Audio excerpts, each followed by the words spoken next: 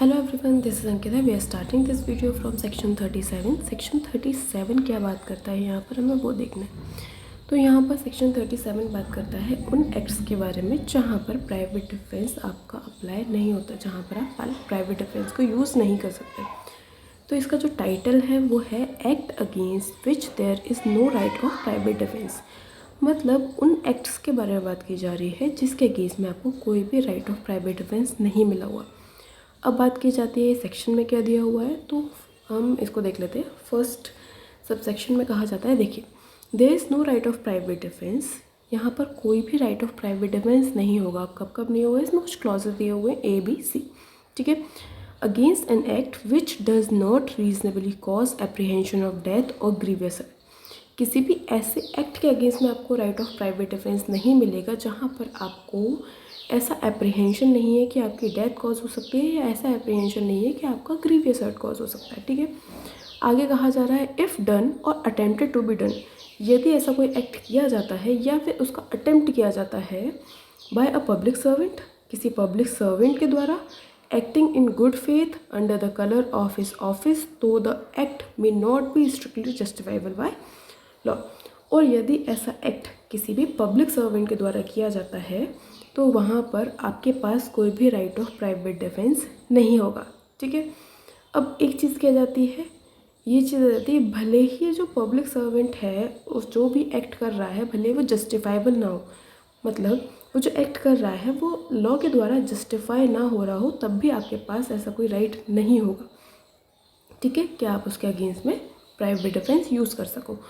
अगर जब तक आपके पास कोई ऐसा एप्रीहेंशन नहीं है जैसे कि आपकी डेथ कॉज हो रही है या फिर हर्ट, ग्रीवियस हर्ट कॉज हो रहा है, ठीक है। अगर आपको ग्रीवियस हर्ट या फिर डेथ कॉज करने की एप्रीहेंशन हो रही है तो आप वहाँ पर भी अपना right of private defence use कर सकते हो, भले ही वो पब्लिक सर्वेंट हो। इसमें दोनों ही केसेस हमने देख लिए हैं। अब आता है क्लॉज बी। क्लॉज बी में कहा जा रहा है, देखिए, क्लॉज बी में कहा जा रहा है against an act which does not reasonably cause the apprehension of death.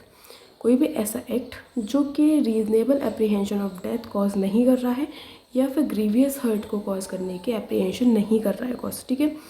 If done और अटेम्प्टेड टू बी डन, अगर उनको किया जाता है या उनका अटेम्प्ट किया जाता है by the direction of public servant acting in good faith, किसी भी ऐसे पब्लिक सर्वेंट के द्वारा जो कि गुड फेथ में एक्ट कर रहा है, ठीक है, under the colour of his office, और उसके ऑफिस के अंडर में रहते हुए, ठीक है, दो दैट डायरेक्शन में not be strictly justifiable by law. भले ही वो जो डायरेक्शंस हैं वो लॉ के द्वारा जस्टिफाइबल ना हो, फिर भी वहाँ पर आपके पास ऐसा कोई भी राइट ऑफ प्राइवेट डिफेंस नहीं होगा, ठीक है, क्योंकि वो अंडर द डायरेक्शन हुआ है, मतलब पब्लिक सर्वेंट के द्वारा कोई डायरेक्शन दिया गया है और तब वो ऐसा कोई एक्ट हुआ है। यदि वहाँ पर आपके पास एप्रीहेंशन आ जाए डेथ का या फिर ग्रीवियस हर्ट का, तो आप वहाँ पर right of private defence use कर सकते हो, उसके पहले नहीं कर सकते। अगर उसके पहले कोई वैसा एक्ट हो रहा है जो केवल आपको हर्ट कॉज कर रहा है, ऐसा कुछ हो रहा है, तो आप वहाँ पर अपना प्राइवेट डिफेंस यूज़ नहीं कर सकते। अब आता है सी। सी में क्या कहा जा रहा है, सी में कह रहे हैं in cases which there is no time to have recourse of protection, there is time to have recourse to the protection of the public authorities. तो अगर ऐसा कोई एक्ट किया जा रहा है जहाँ पर आपके पास पर्याप्त समय है कि आप पब्लिक अथॉरिटीज़ की मदद ले सकते हो, तो उस केस में भी आपके पास कोई भी राइट ऑफ प्राइवेट डिफेंस नहीं दिया जाएगा। आपसे वहाँ पर अपेक्षा की जाती है कि आप जाइए और पुलिस की मदद लीजिए, ठीक है।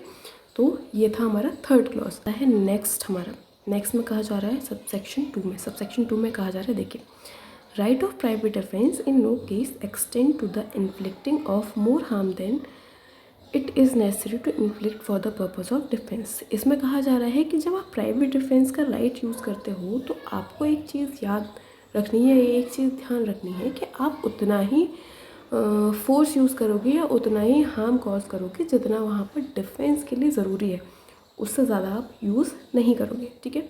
अब आता है नेक्स्ट एक्सप्लेनेशन 1। एक्सप्लेनेशन 1 में कहा जा रहा है a person is not deprived of right of private defence against an act done or attempted to be done by the public servant as such unless he knows or has reason to believe that the person doing the act is such public servant। तो किसी भी व्यक्ति के पास ऐसा नहीं समझा जाएगा कि उसके पास कोई राइट ऑफ प्राइवेट डिफेंस नहीं है। जैसे कि हमने सबसेक्शन 1 में कहा था कि जब कोई पब्लिक सर्वेंट ऐसा कोई एक्ट करता है जो कि अप्रीहेंशन ऑफ डेथ या ग्रीवियस हर्ट कॉज नहीं कर रहा है, तो वहाँ पर आपके पास राइट ऑफ प्राइवेट डिफेंस नहीं होगा। लेकिन मान लीजिए ऐसी सिचुएशन है जहाँ पर व्यक्ति को पता ही नहीं है कि जो भी ये व्यक्ति है क्या वो पब्लिक सर्वेंट है भी। अगर उसको नहीं जानकारी है तो उसके पास राइट टू प्राइवेट डिफेंस हमेशा होगा। ठीक है, ये बोलता है एक्सप्लेनेशन 1। उसी प्रकार से एक्सप्लेनेशन 2 में कहा जा रहा है कि जब हम वो सिचुएशन देखते हैं जहाँ पर डायरेक्शन दी जाती है पब्लिक सर्वेंट के द्वारा और व्यक्ति को यही नहीं पता कि वो पब्लिक सर्वेंट के द्वारा डायरेक्शन दी गई है, तो उसके पास राइट टू प्राइवेट डिफेंस हमेशा होगा। ऐसा नहीं कहा जाएगा कि उसके पास राइट टू प्राइवेट डिफेंस नहीं है। ये कहता है हमारा एक्सप्लेनेशन 2। अब आता है नेक्स्ट सेक्शन, सेक्शन 38। सेक्शन 38 में बात की जाती है, देखिए इसका टाइटल बात करता है when right of private defence of body extent of causing death. That means जब हम शरीर की रक्षा के लिए कोई भी right of private defence use करते हैं तो कब वो इतना एक्सटेंड कर सकता है कि हम किसी की मृत्यु कारित कर सकें। मतलब क्या हर सिचुएशन में हम किसी की डेथ कॉज कर सकते हैं? नहीं, उसके लिए एक पर्टिकुलर लेवल तक का आपको नुकसान होना चाहिए तभी आप वहाँ पर डेथ कॉज कर सकते हो। ठीक है, ऐसा एप्रीहेंशन होना चाहिए। तो उन सब चीज़ों के लिए जो सेक्शन दिया हुआ है वो है सेक्शन 38। सेक्शन 38 में बात की जाती है, देखिए सेक्शन 38 में यहाँ पर कहा जा रहा है see the right of private defence of body extend under the restriction specified under section 37। तो इसमें जो राइट ऑफ प्राइवेट डिफेंस दिया हुआ है वो एक्सटेंड कर सकेगा, लेकिन अंडर रिस्ट्रिक्शन। रिस्ट्रिक्शन कहाँ है? सेक्शन 37 में। ठीक है, to the voluntary causing of death और any other harm to the assailant if the offence which occasion the exercise of the right be of any of the description hereinafter enumerated namely. ठीक है, अगर इनमें से जो ये list में जो भी चीज़ें दी हुई हैं, अगर इनमें से कोई भी हार्म कॉज होता है तो आप वहाँ पर डेथ कॉज कर सकते हो अपने प्राइवेट डिफेंस में। इसमें ये चीज़ कहा जा रहा है। तो वो क्या क्या चीज़ें हैं? A B C D ऐसे करके दिया हुआ है। ठीक है, ए में कहा जा रहा है, देखिए ए में कहा जा रहा है such an assault as may be reasonably cause the apprehension of death और will otherwise be consequence of such assault. तो ऐसा कोई असॉल्ट कॉज किया गया है जिसका एप्रीहेंशन या जिसका रीज़नेबल कॉज ये हो सकता है कि वहाँ पर उस व्यक्ति की डेथ कॉज हो सकता है जिसके साथ भी वो किया गया है।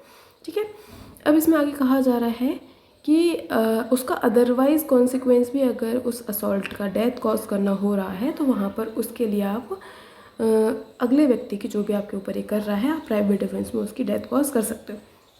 अब आता है नेक्स्ट, जिसमें बी के बारे में बात की जा रही है।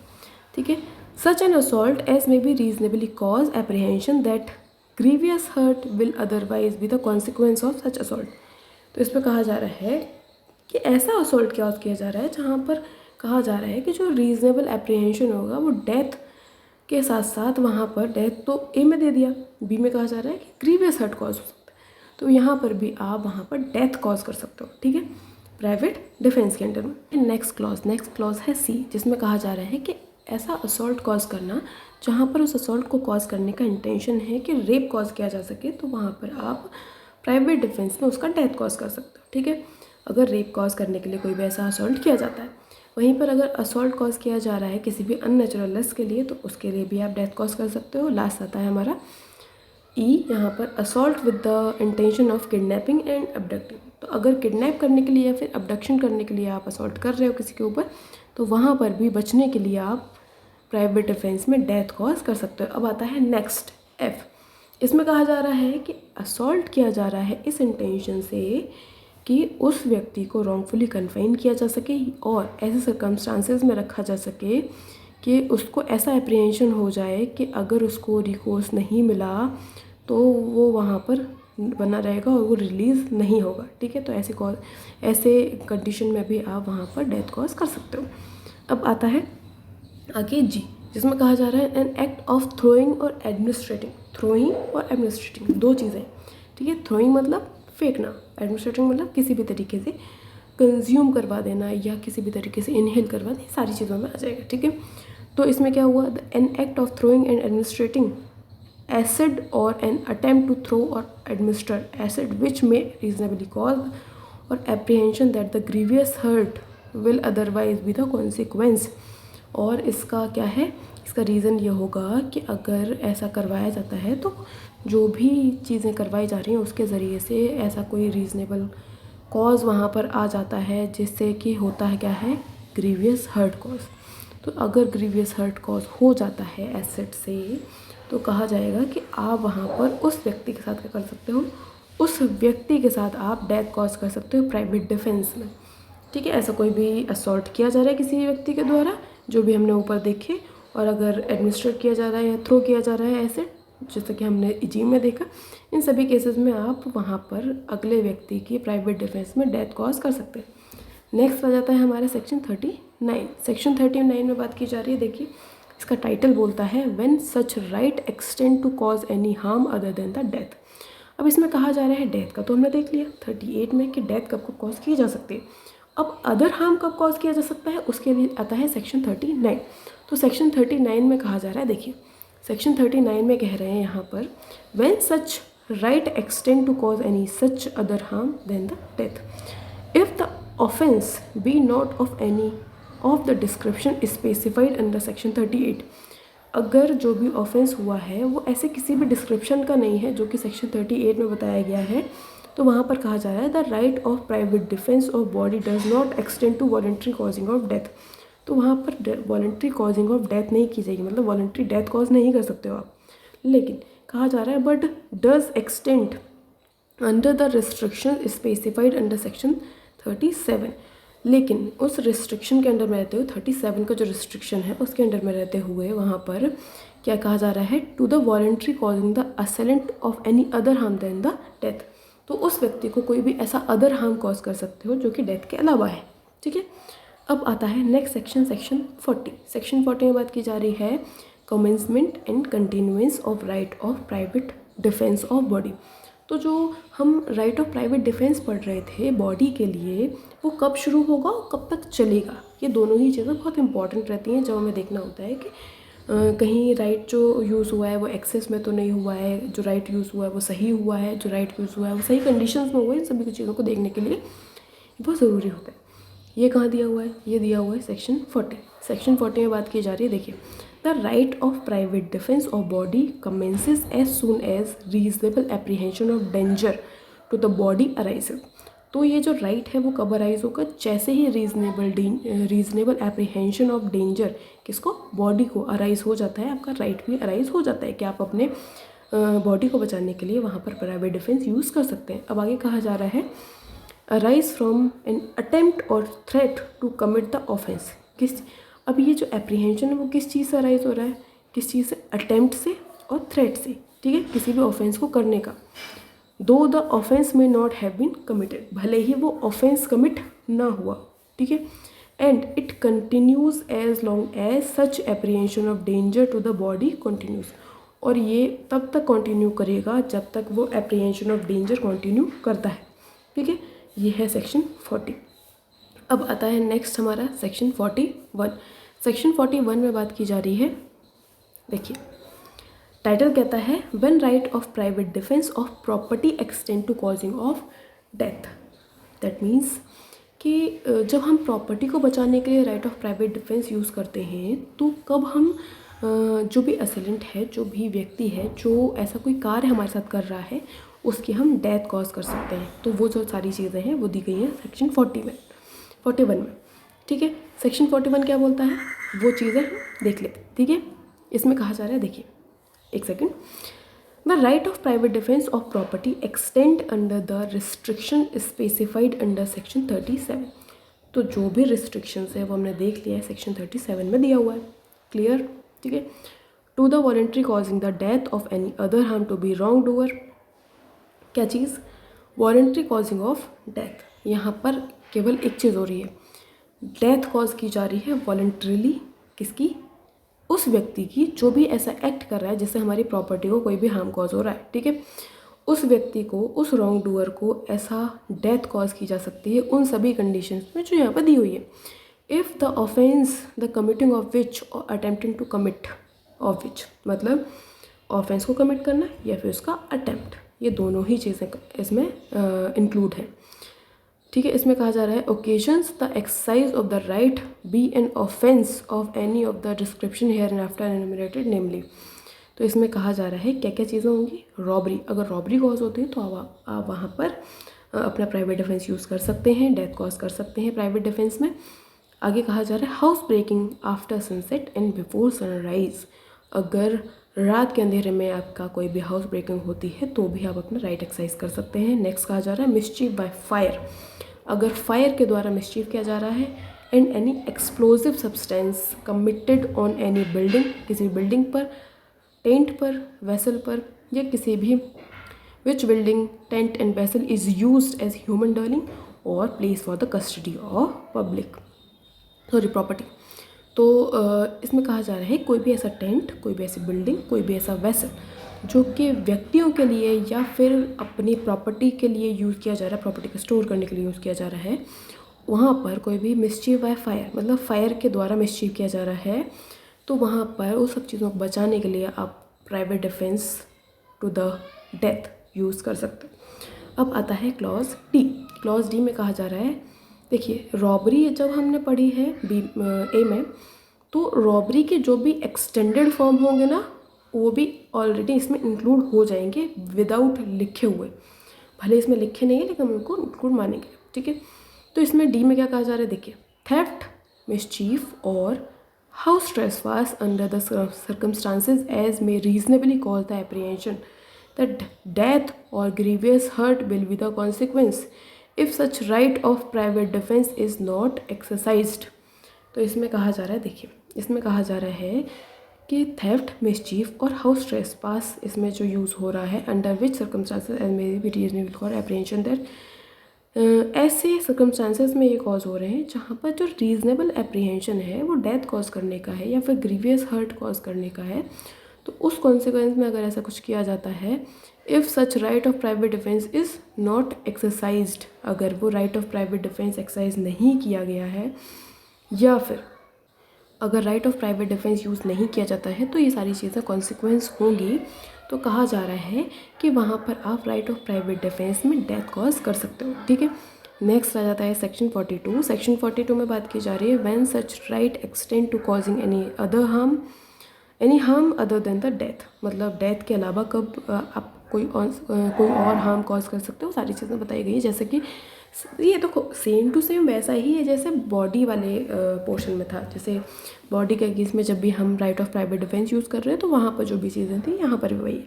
ठीक है, अब बात की जाती है इसमें कि ये जो भी चीज़ें लिखी जा रही हैं कि किन किन चीज़ों में आप डेथ कॉज कर सकते हो, अब मान लिया कि ये वाले ऑफेंस ही नहीं हुए तो आप प्रॉपर्टी को कैसे बचाओगे, तो उसमें कोई और अदर हार्म कॉज कर सकते हो। ठीक है, तो उसके लिए कौन सा सेक्शन है, सेक्शन 42।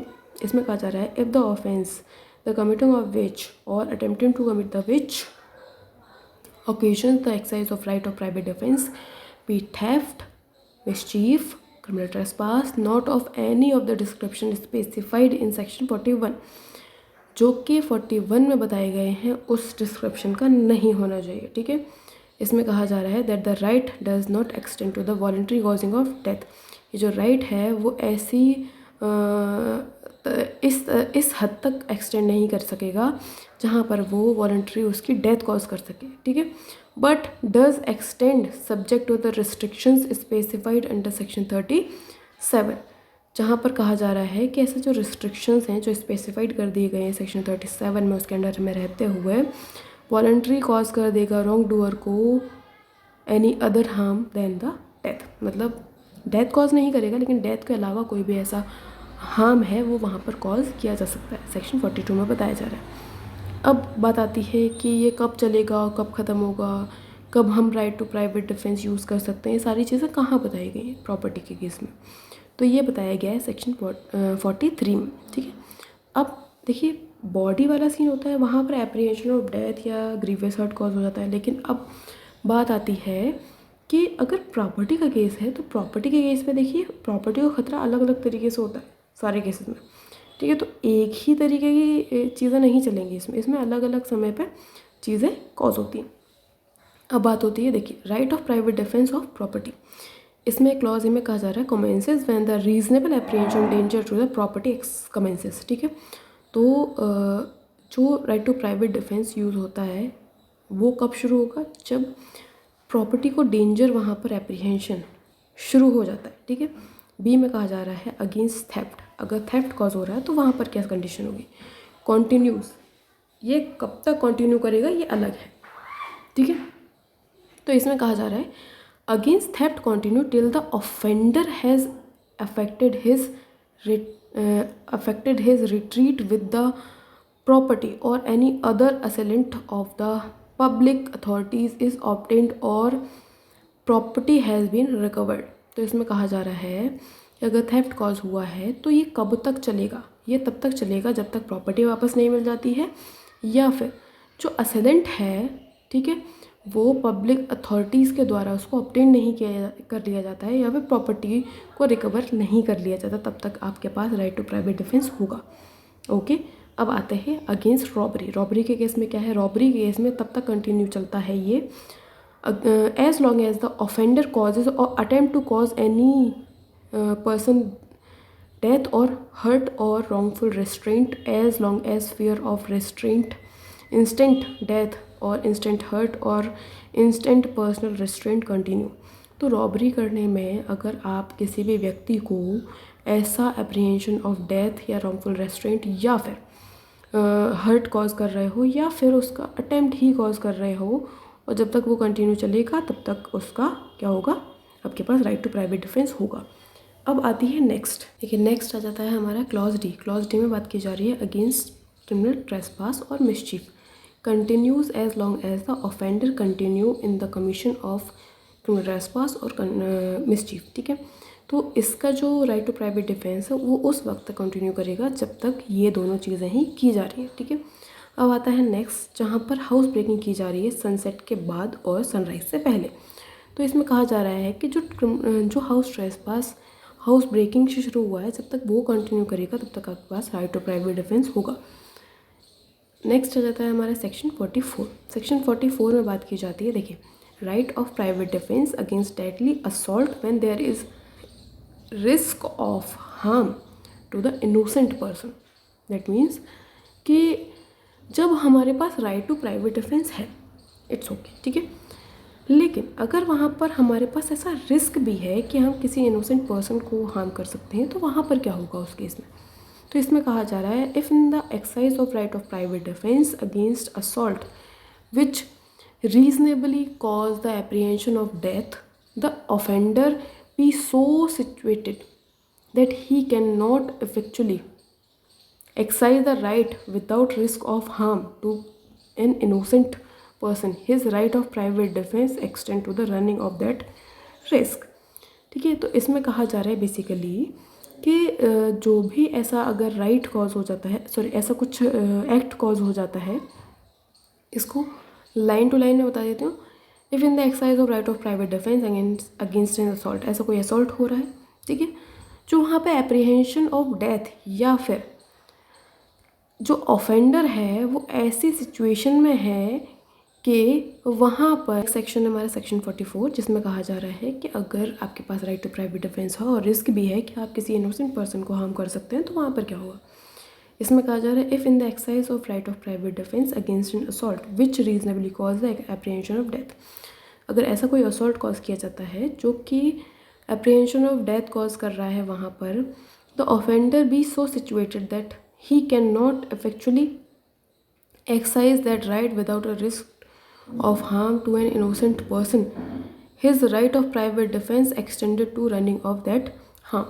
तो इसमें कहा जा रहा है कि अगर विदाउट रिस्क आप उसको एक्सरसाइज नहीं कर सकते हो और वहाँ पर रिस्क है कि आप इनोसेंट पर्सनस को हार्म कर दोगे, तो ये जो आपका राइट है वो उन इनोसेंट पर्सन को हार्म करने की मतलब आप उनको कर सकते हो अपने आप को बचाने के लिए।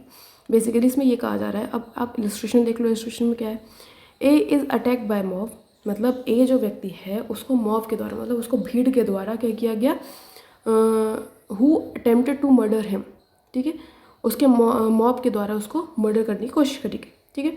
He can not effectually exercise her right of private defence without firing on mob, और वो अपना right of private defence exercise नहीं कर पा रहा है जब तक कि मॉब के ऊपर वो फायर नहीं कर देता है किसी भी बुलेट को। तो इसमें कहा जा रहा है, देखो, he can not fire without the risk of harming young children who are mingled with the mob. तो ये छोटे छोटे बच्चे हैं जो उस भीड़ में आ चुके हैं, अगर वो फायर करता है तो उनको भी रिस्क हो सकता है, उसको सब कुछ पता है, ठीक है। ए अगर ऐसा कुछ कर देता है, ठीक है, तो कहा जाएगा कि उसने कोई ऑफेंस नहीं किया गया है। अगर वो फायर कर देता है और उससे कोई बच्चा हार्म हो जाता है तो ये उस रिस्क को एक्सीड कर जाएगा, उस रिस्क के ऊपर चला जाएगा, ठीक है। इसमें ये कहा जा रहा है। तो ये था हमारा पूरा प्राइवेट जो डिफेंस का पूरा पोर्शन था वो हमने ख़त्म कर लिया है। इसके बाद शुरू होगा हमारा बाकी की चीज़ें, जैसे कि अबेटमेंट है, कम्युनिटी कॉन्स्पिरेसी है, सारी चीज़ें। तो ये वीडियो कैसा लगा है आपको बताइएगा। अगर आपको अच्छा लगा है, आपका कोई डाउट है, कुछ समझ में नहीं आया हो, तो वो भी आप पूछ सकते हैं। और उसके साथ साथ में बता दीजिए कि आपको स्पेसिफिक किस टॉपिक पे या किस सब्जेक्ट पे वीडियो चाहिए, that will be helpful for me, ठीक है। चलिए अगले वीडियो में मिलते हैं। Thank you so much.